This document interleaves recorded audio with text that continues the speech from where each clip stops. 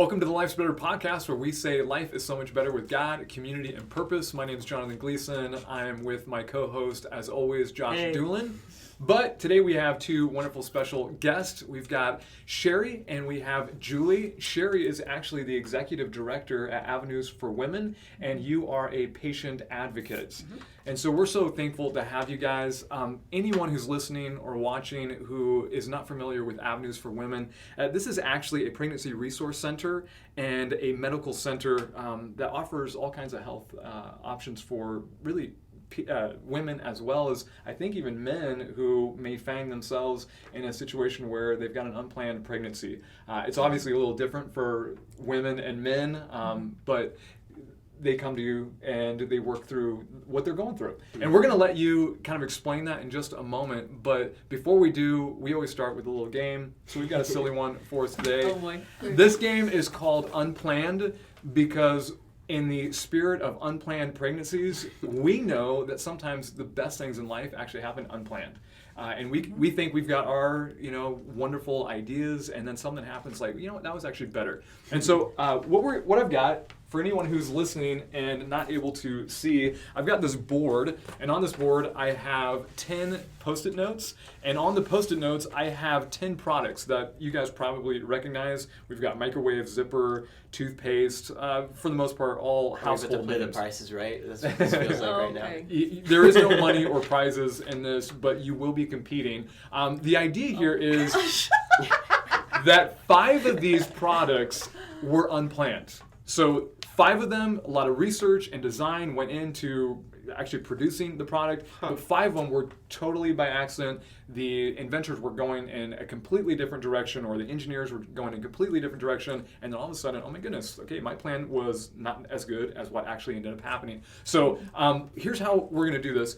We're going to play 3 rounds. You guys will each grab a sticky note of the one that you think was unplanned, and by the end of the game, whoever has the most right answers will end up winning. Cool. Would you like to go first, Cheri? Sure. Grab whichever product you think. Okay, so water balloon was just grabbed. All right. No, I'm gonna... Milk chocolate was grabbed. The one that you almost grabbed is the one that I feel like I know. Okay, I didn't see it. What is it? Post-it notes. Okay. That was my next choice. Yeah, I think that one's... I think you're right. agree. There seems like I've heard that somewhere. Yeah. Okay, so 2 of you have a point. Julie, I am sorry. You are the one who does not have a point. You were so close to picking this one, too. So, Post-it notes. Josh, do you have the story on Post-it notes? Because I can share it if you want. You go ahead. I'm going to butcher the story. The inventor was actually trying to create a new adhesive that was more strong and more adhesive than anything else, and he found that he it's actually like the worst adhesive. like something really weak, but he noticed that it didn't actually leave any residue when it was lifted off of paper and other products, and so a buddy of his actually started yeah, you want to hold on to yours, Josh. Oh, my bad. Until the end. Chucked mine. Oh, well. But a buddy started using his adhesive on paper to mark his hymnal book, and he realized that might be a product. Okay, now Cheri, you did water balloons. That is actually one of those weird ones. There was an inventor who was trying. His plan was to help these soldiers after World War I who were dealing with trench foot, which, if you know anything about trench foot, it's this horrible disease if your feet get too wet for too long. And so he was thinking about this cool sock that would be like rubber, and every single time he tested it, he would fill it up with water, and if it leaked, it was like, this product isn't working. So finally, he just got frustrated one day, threw it against the wall, it burst in this really spectacular way, and he thought, maybe I've got a better product on my hand, water balloons. All right. Wow. So we've got 2 gone. There are 3 still left. You know what? I don't know at all anymore. I don't Yeah, either. I don't I'm either. totally That was the only yeah. one that's... it's kind of scary. I know. Take that one. Oh, Josh is wearing his. I don't know. I almost know what's going next. Okay. That was one of No, them. I just like these. So we Yeah. got plastic wrap. Julie, what did you get? Pacemaker. Pacemaker Chocolate and chip cookies. chocolate chip cookies. Okay, again, we've got 2 people who have gotten a point here, and it's Julie and Josh. Really? Yes, so Josh is leading right now. Look at you. We Job invited done. people to come on, and That's I'm okay. destroying. I'm beating. Now, That's Julie, all right. do you know the story of the pacemaker, or was that a complete guess? That was a complete guess. I'm like, surely. Oh, like, yeah, we came prepared. Maybe you had like a family member who had a pacemaker and maybe have heard the story. So there was an inventor, he was working on actually trying to help people with hypothermia, and he was looking at different ways to kind of bring the body temperature back up in a safe way, and he was using all these different radio waves, and in the process there was kind of an electrical charge, and I'm not exactly sure what animal he was working on at the time, but the heart started when it had stopped, and he realized, oh my goodness, could this actually save lives? And the pacemaker was born.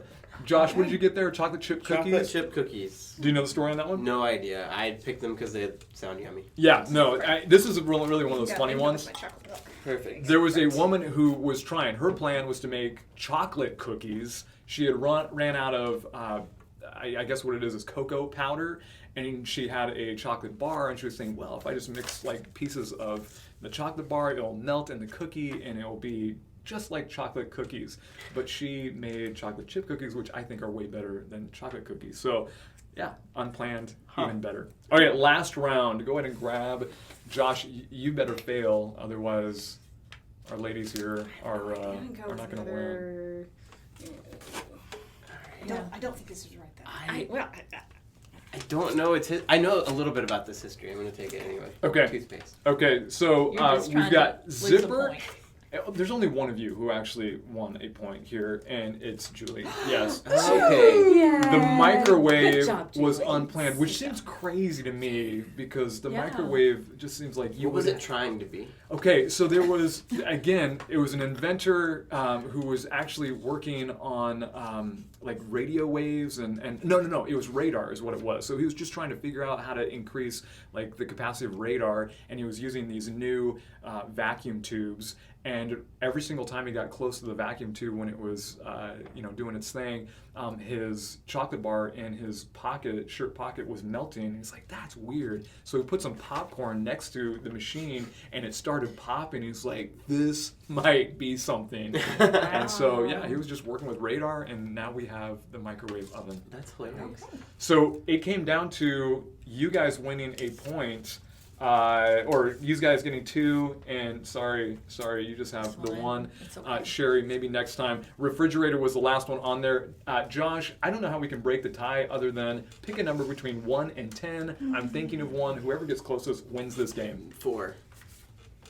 7. Josh knows me too well. Josh is one of my favorite numbers. Or sorry, 4 is one of my. Josh is one of my favorite people. Josh is one of my- 4 is one of my favorite numbers. Did I really guess your Nailed number? it You should have first lied try. and left it Sorry, out. I know. I just couldn't. I don't feel comfortable lying, Josh. What kind of? We are in church. That's fair. That probably wouldn't go with the job description. Well, in order to get to know you guys a little bit better, though, I would love to hear a story of something that happened in your life that maybe you were going in one direction thinking this was a perfect life plan, something else happened, and you realized, okay, the unplanned was so much better than the planned. Either of you can share what. I'll go first. Okay, Yeah. great. Go My for it. 5th son. So we had it planned perfectly with 4, go to Kings Island. Everybody has a partner. We were all even, good, and surprise, and by this time we knew where it was coming from, but Okay. we were still surprised. But it was really cool. I don't know. How She did learned. these children keep happening? They just keep popping up. By the 5th time, you figured it We out. figured though. it Okay, out. good. Yeah, we had give us some credit, but it's kind of a bittersweet story, which I will not tear up too much. But after he was born, like 5 months into it, we found out my mom had cancer, and 2.5 months later she died. And so it was a sweet gift that God gave me to get through that season. Yeah, yeah. So he's my God gift, and you know Kyle. Yeah. Yeah. So That's good. That's good. Now, did you stop at 5? yes, Okay. we did. That's Stopped at great. 5 boys. We were not trying for a girl. We just wanted a large family. So it is. It's 5 boys. I have 4 boys, so I love the boy world. That's where I do too. camp out in. Yeah. Yeah. Julie? Well, I don't think there's anything major in my life that was really planned by me. It just seems like one thing right after another. It's like this was not. I mean, where I ended up transferring to college, that was not my plan. Any type of ministry work, not my plan. Yeah, none of the things going on right now is my plan. But one of the best ones was actually coming to work at Avenues.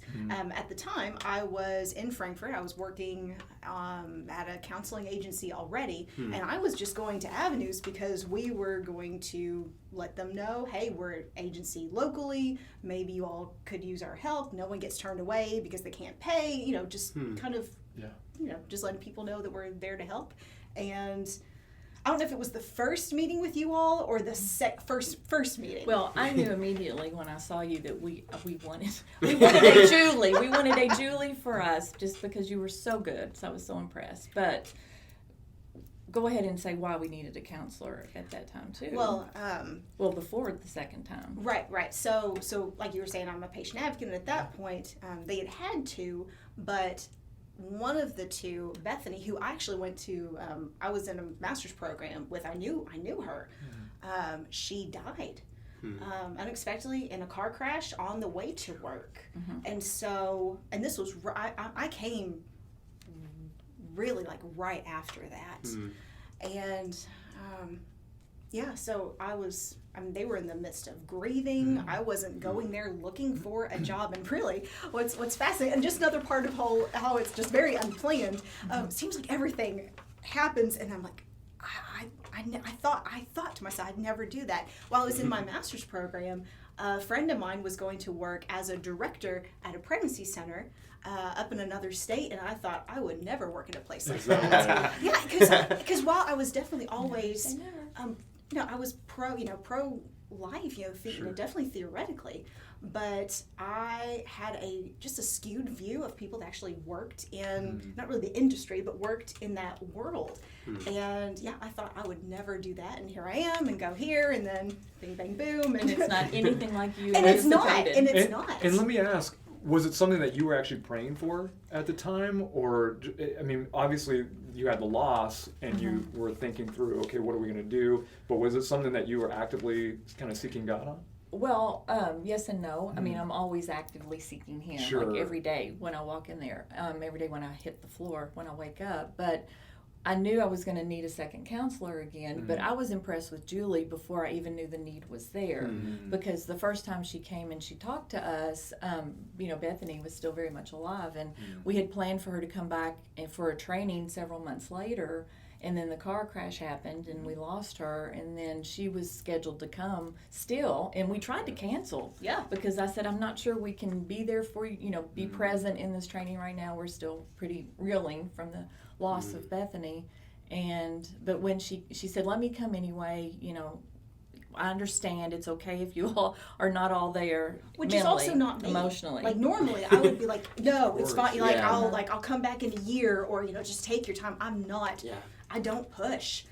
But and so as she's doing the training, I'm just watching her, and the more I watched her, I thought she would be a perfect fit for us. And so I did pray extensively about it, but then felt like that this was who He had picked, and offered her the job. I approached her. She wasn't looking for a job. She didn't, wasn't saying, hey, I want to interview, but I approached her and said, hey, would you consider this, praying for this, and let us just talk about it? And 8 years later? Yeah, here I am. You are. That's awesome. So it was definitely a God provision before I even knew I had the need. I'm curious, what were your opinions and thoughts about, pregnancy resource centers, and then what was the shift that took place to say, yes, I'm in? Go ahead. Can I say the phrase too? You can. I thought that they were all, I'm sorry people, sign holding yahoos was the phrase in my head, because that's kind of how media portrays everyone who is pro-life or in pro-life work or has anything to do with anything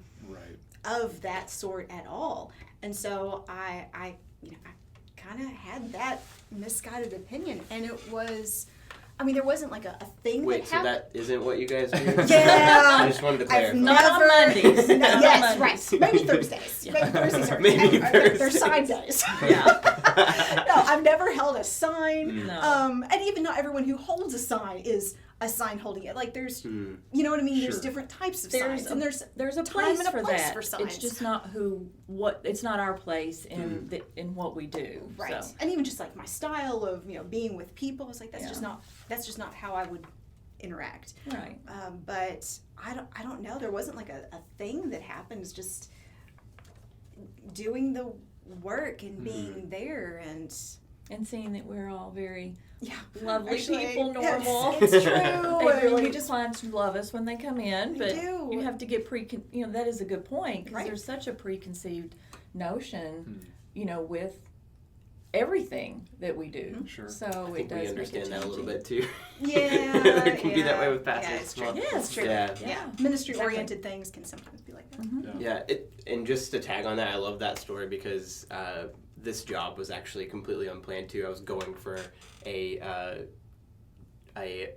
teaching position at a different location at the Frankfurt Christian Academy, and the secretary happened to be watching me do like my mock like class, and she was the pastor's wife here before he was here, and so like she just was like, hey, we might want to consider going for this job too. So Yeah, a lot we of do the same things where like thing. Yeah. when we when we let our plans get out of the way, like God can do some really cool things. But so second question, you guys have already been like kind of playing around with it, but what is the work that Avenues for Women does, and also kind of what is the problem, I guess, that they're trying to solve? Okay. Well, we are actually a pregnancy resource and medical center. What we do is our primary focus, we are multifaceted. We have so many different things that we do, but primary focus is working with women and girls that are in unexpected pregnancies. They may be finding out for the first time they've taken a home test, or I haven't even had a test, but things just feel different. Could I be pregnant? So they are, first of all, looking for that, and then many of them that come to us aren't sure what they want to do, like how they want the outcome of this pregnancy to end. So we are there. Everything we do, we meet confidentially with. We love compassion, care, and confidentiality. Yeah. We kind of meet the girls where they are and love on them, find out what their needs are, and then how we can best meet those needs, and help them see that there are options out there that can help empower them and encourage them, and even resources for them that can make the situation not what they think it is, or is, it's still scary, but it may not be as impactful as they're anticipating, but they're just reeling from the possibility that this is happening. It's not a good time. It's not what I planned. It's not what I want. And so to just kind of sit down with them, come alongside these women, these girls, love on them, and just kind of educate them. We want to empower them with information, education, so that they're making an informed decision. Ultimately, we know, these girls are going to choose what they choose. It's their choice. But if we can educate them, if we can empower them, then they're making an informed decision. Yeah. And many times they see, oh, wow, I've got other options. I didn't realize that. This might be a good option too. That's great. So in addition to that, though, we also offer post-abortion support for women that have made that decision or that choice. They can come in and talk to us, and we can help with healing afterwards, because many, many times they're affected by that decision, and they don't anticipate that. So we're kind of there on the back end to help them as well. Plus, we offer parenting classes. If they decide to parent, we can work with them on that. Awesome. And our medical services. Our medical services, Just we a do. part of making the informed decision. Really important, right? Right. Thank you. Yes. That we don't do. Right. We're not the medical people. No, we're not. We actually have an RN on staff. We have a medical director. Dr. Hall with Women's Care of the Bluegrass is our medical director. Our RN does ultrasounds. All of our services are free. So we offer pregnancy testing. We offer limited ultrasound scans. We do have 2 counselors on staff that can help just talk these girls through these situations. That's awesome. And I love that it's free too, and that you guys provide that, because I can only imagine, like, on top of finding out I might be a mom and need to spend all of that money, I need to, like, somebody being like, you should go here and pay a bunch of money to these people would be not an option, I don't think. Right. So And I like we're also not financially incentivized by the choice that they make. Yeah. So we don't benefit financially if they choose parenting, adoption, or abortion. We want to be there for them and provide them and empower them, but we don't benefit no matter what they do. That's awesome. So it sounds like, at least on the front end, does it? If I'm a woman who's coming to the center, are you first kind of walking through the health side of things? Like, hey, let's make sure you're healthy. Let's make sure baby's healthy. And then maybe you step in and kind of walk through what's going on an emotional level. I'm curious just kind of the process that it usually takes. It's both when they first come in.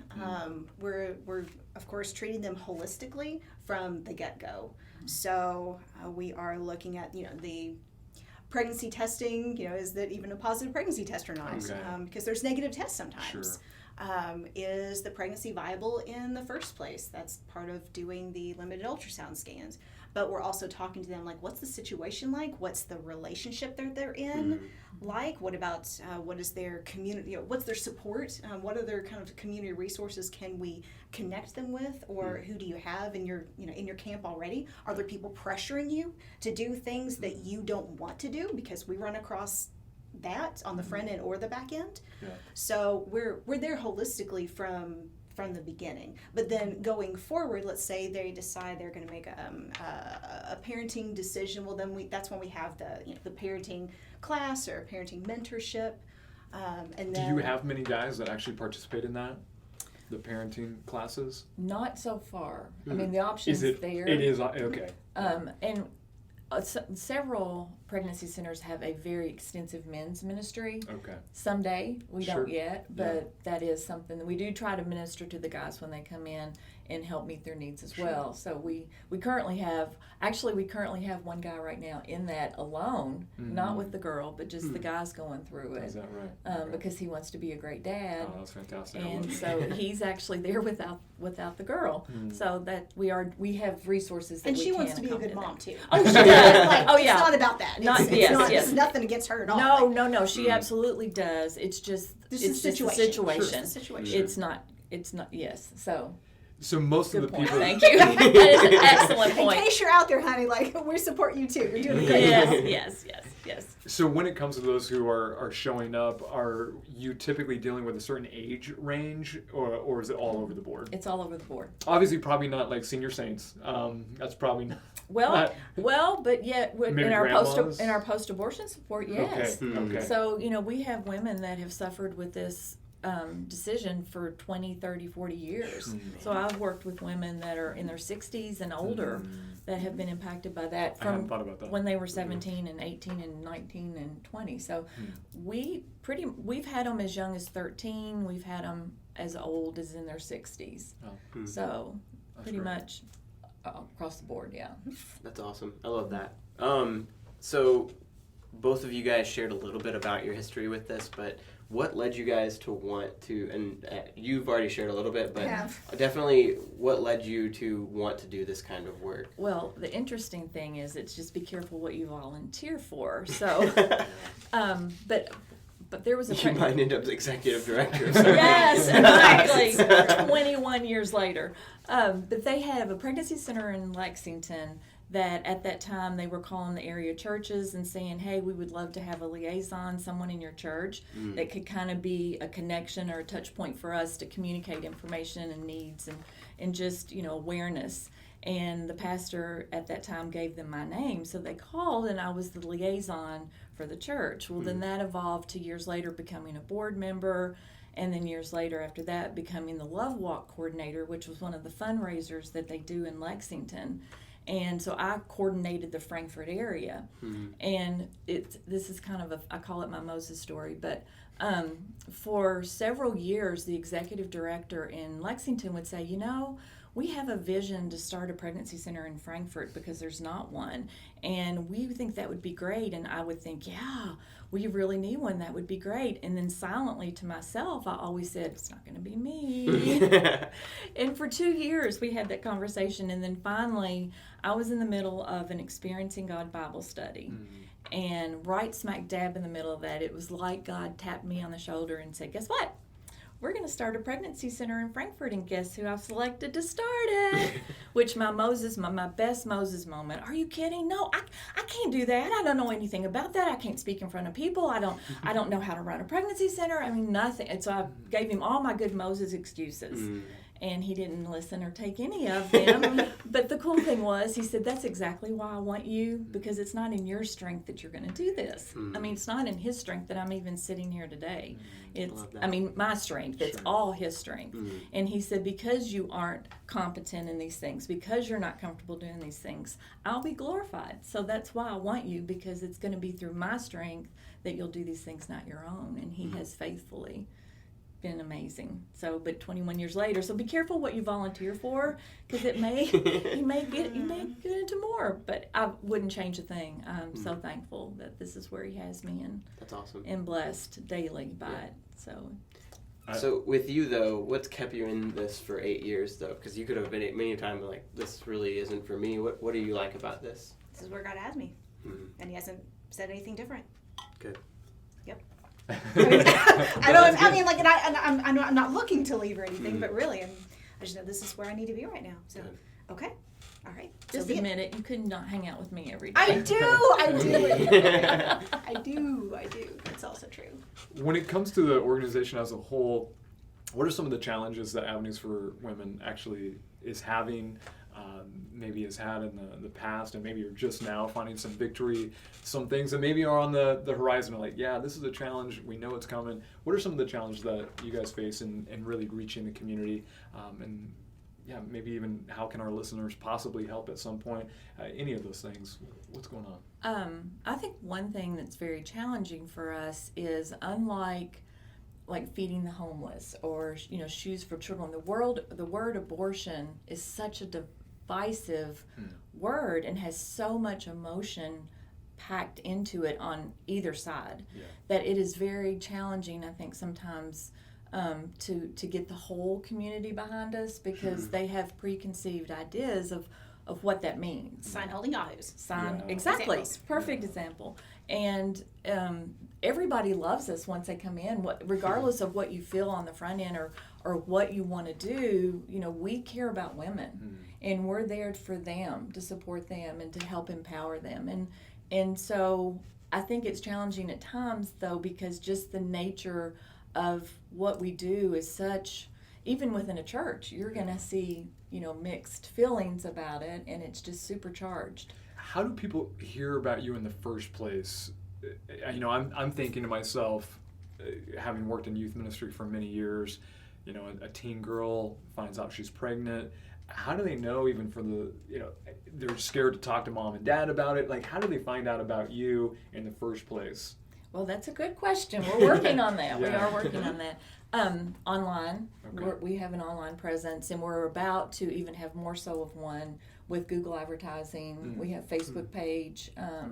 We have word of mouth travels greatly. There are several counselors in the school systems that know we exist, and the hospital is aware of it, and of course the doctor's offices, some of them. But sometimes we are known as the best kept secret in town, which isn't what we want, but it's challenging sometimes. Yeah, that makes sense. And it sounds to me that the way you're trying to overcome that challenge is making that experience hey, we love you, we're supporting you, we're going to give you the resources, be an infrastructure for whatever decision that you're able to make, type of thing, and just trying to break down some of those stereotypes, those preconceived ideas. And also, a lot of people don't realize this, but statistically, as many as 1 in 4 pregnancies end in miscarriage. Sure. So if the pregnancy is going to end naturally, they don't want to put themselves at risk, a health risk, by having an abortion. Sure. And so it's very beneficial for them to come to us and have the ultrasound, because only an ultrasound is going to confirm pregnancy. Pregnancy tests could be false either way, but an ultrasound limited scan would confirm that. So it's to their benefit, because if it's an ectopic pregnancy, for example, they're still getting a positive pregnancy test, but that can be a life-threatening situation. So there are a lot can of be life-threatening if they seek certain types of abortion procedures. Yes. Like that's a bad idea. Right. And they don't know that because they don't have the information. They don't know what that looks like. So these are free services that benefit them in their health, to come to us first. So trying to get that word out and trying to just, encourage women to come. Yeah, no, that's good. Yeah. This is like my favorite question that you had written down on here. What are a couple success stories that you guys have had come through that can be encouraging to anybody who's like, I don't know much about Avenues for Women and haven't heard any? Mm-hmm. You want to go first? Well, you go first, and I'll do because yours is kind of more front end, and mine's kind of back end. Okay. Yes, this is a client. This is kind of I love this story. This young lady was actually raped, and if a lot of times you'll hear people say, "Oh, well, I think abortion's fine in rape and incest." Well, this was a situation where she had been raped by a family member, actually, and by the time she comes to us, she's 5 months pregnant. And every time she feels the baby move, she relives that horror of the rape, as you can imagine. And so we're talking to her, and we're just loving on her, and she would decide, okay, well, I think I'm going to make an adoption plan. And so we would start moving in that direction, only for her to come back a few weeks later, no, I'm going to have an abortion. And so this went back and forth for several weeks, and lots of prayer went into this, and lots of loving on her. And so finally, she chose to make an adoption plan. And this was so eye-opening for me. This was such one of those God wow moments. But literally the instant she made the decision to make an adoption plan for her child, from that point forward, every time she felt the baby move, she got excited with joy that she was going to give a gift to a family who couldn't have children. That's Only good. God can do that. That was like, wow, God, because I would be sitting there with her going, yeah, oh gosh, that's horrible that you're feeling this every time the baby moves. I don't want you to keep feeling that, and I understand why this looks appealing to you. But, also knew that God was faithful and just continued to share that. And so she made an adoption plan and went on to finish schooling, got involved in a church. We got to actually be at that adoption placement, which was so cool. That was just one of the highlight moments, just to be in that moment. And it's so cute. I laugh because God has a sense of humor, but the physical characteristics between what that child was probably going to look like when she grew up and the family that he placed her with, they couldn't have been more opposite. But it made me laugh and me smile. They were still a perfect fit, and she was perfectly designed for that family. But it was just a really cool story because we can't take God out of the equation, and it's one of those really hard situations where we still chose to honor him in her decision, or she did. We didn't do anything. We were just supporting her. But how he blessed her for that, and that was really cool. Yeah, so. And if you've been maybe in a church gathering somewhere, you might have seen like the what we call like the Sarah story, like the video. So you can see that, of course, love that and her and all of that. But even a more recent one, a young lady had just come to the parking lot. The beginning of the story. Oh, so right. Yeah. Yes. So she just came into the park. I wasn't there that day for some reason. I was just walking out to my car, and she pulled up and started talking to me. Yeah. So how did that get started? And then I'll finish it. Well, she had actually just had an abortion, and she didn't come to us before the fact, but she was struggling with because of preconceived notions. Yes, because she is in a local church. The church that she's in actually supports us, and so she did not want her parents to know, did not want the church to know, did not want anybody to know, and she really didn't come to us on the front end, even though we were referred to her by the health department. She opted not to, and then went ahead with the abortion, but now she was really struggling with it. So she's now coming to us and said, can you help me? And I said, yes, we can. And so we scheduled an appointment. She met with Julie. So I ended up getting to work with her, which was such a joy.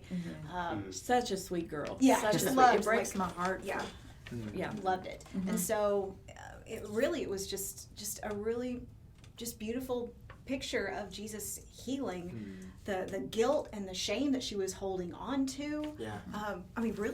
Really relatively quickly, something that could have just decimated her and was affecting her relationships with other people.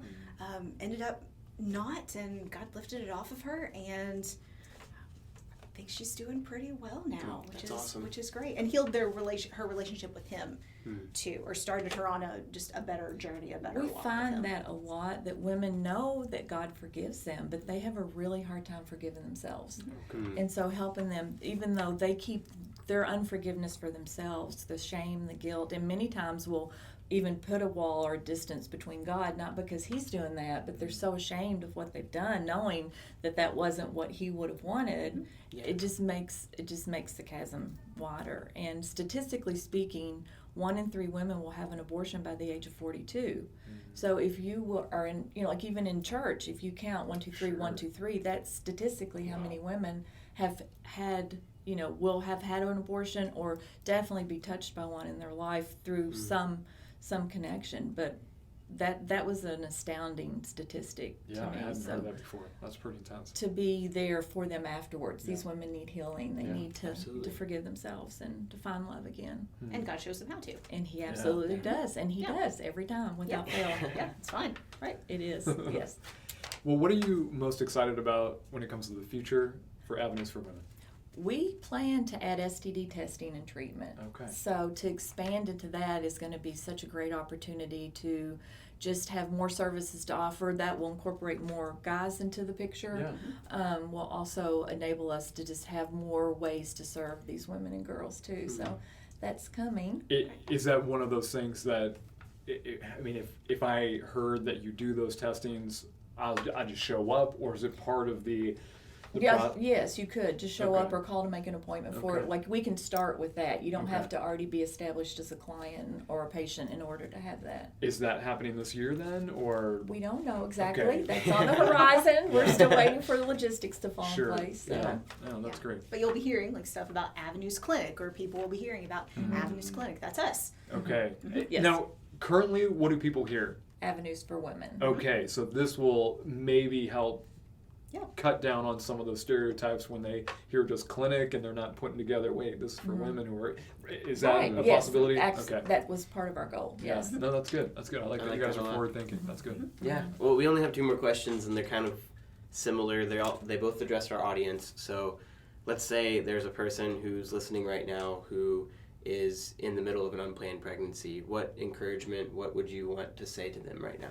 Julie, take that one. Oh, come see us. Really, the staff is, I guess I'm speaking for myself. Well, okay, let me brag on them first. Okay. The staff is amazing. These women that meet with the girls are just, they love these girls to the bottom of their heart. So, and they don't even know them, but they're so great to connect with them. The girls love them. We do exit interviews after their appointment, and almost without fail, 99% of the time, you were great, non-judgmental, very caring. I felt loved. I felt heard. I felt cared about. So these women are very gifted at what they do. So they do an excellent job of loving on these girls, helping them find resources and answers that they have. So, come see us. Yeah. Online, they would just type in to Google Avenues for Women Frankfurt, and then they get all the information they need to contact you guys. Cool. Absolutely, yeah. Love it. Yep. Love it. Did you want to add anything to that real quick after I bragged on you? Because you can't really brag on yourself, but I can. No, I think that's good. Good okay. job. All right. So let's say there's a Cheri out there who is not volunteering yet, but they're wanting to possibly get involved. Maybe there's other ways that they can help. What do you want to communicate to our audience? What are some needs that they can help with, ways they can get involved? Well, we start all of our potential volunteers by having them call us. We give them an application they fill out. Then we have a time where they come in and just sit and chat with us so we can kind of get to know them better, find out their strengths, their talents, their giftedness, their availability, like what they might be interested in. So anybody that's interested in like volunteering in the center, we start like that. We also currently we're doing a baby bottle fundraiser. Yeah. So we currently have fundraisers that are kind of as needed, that we have volunteers that like to help get the bottles ready. They have to put those little tags and ribbons on and they them don't ready. Come out of the machine like that. Tags and lots of labor and love. Yes. Ribbons getting curled and. So we have lots of volunteers that will help get that ready, and then we have a great need for prayer, not only for our clients but for the staff as well, and just who we may or may not touch. And we have a prayer team that comes once a month, or pre-COVID they did, and would pray over the center and just pray over the staff. So we have a prayer email, we have a prayer group. So if you're interested, prayer is always coveted and very much needed. And then we have a banquet fundraiser. So there's a lot of ways. It kind of depends on the individual, what she's bringing, or he's bringing to the table. Yeah. Sometimes we have like building needs, Right. Just like something that. Yes. Right. We just Right. recently had a lot of land donated to us Wow. that just literally fell in our lap. So there may be a future build Awesome. coming. So carpenters, people that can paint walls, and that should be coming too. So Good. It's all part of that hopefully, Potentially. Avenues. Yeah. Avenues I Clinic love it. expansion that he Right. doesn't give us the full picture. He gives us the vision, but not the steps in Sure. between. So I'm kind of waiting for the next step on that one. Yeah. No, that's great. Well, ladies, thank you so much for coming in. On top of that, thank you guys so much for the work that you're doing in the community. Absolutely. Yeah. I've actually worked with students who currently are mothers because of what you guys have done, not here in Kentucky, but in California.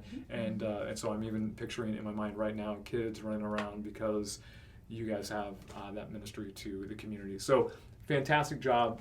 We're going to be praying for you guys. Thank you. And is there anything that you want to share before we close out here? I'm good. I'm Julie? good. I think All we right. covered it. Great. Yeah, That's I a think great we job. covered it. Yeah. Thank you all so much Yeah, for the thanks for having opportunity us. to be here. We really appreciate this opportunity. Yeah. And And had a good time. we did have fun. Yeah. You made it through. I made it through. Yeah, right. Well, Yes. until next time, don't forget that life is so much better with God, community, and purpose.